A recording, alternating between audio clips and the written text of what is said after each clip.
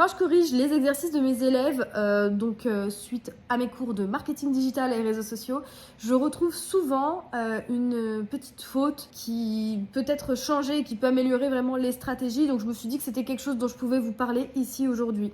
C'est le fait de partager des contenus en story. Je trouve que c'est souvent quelque chose qui est négligé dans les stratégies, de mettre des contenus dans les stories, alors que la story n'a pas le même objectif que les contenus qu'on va diffuser par exemple en format réel ou en format carrousel. Ce qu'il faut savoir avec les stories, c'est qu'elles sont là pour entretenir et consolider le lien avec la communauté existante.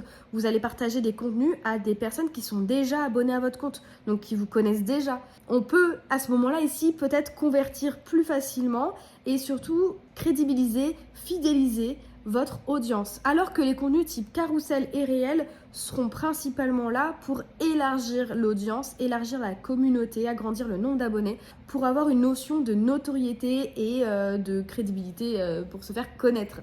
Négliger la partie story, c'est pas terrible, c'est pas l'idéal. Moi, ce que je conseille généralement, c'est d'alterner.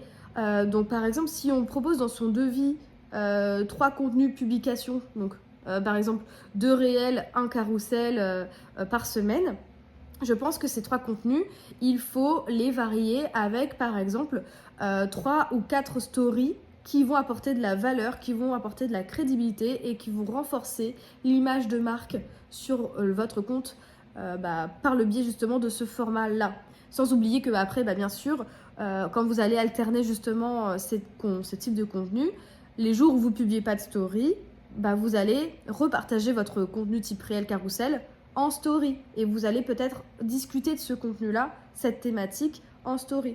Donc finalement, ça apporte une présence continue dans l'espace story tout en ayant justement un focus sur agrandir la communauté. Bien avoir en tête ces notions-là quand vous préparez votre calendrier de publication, votre stratégie social media.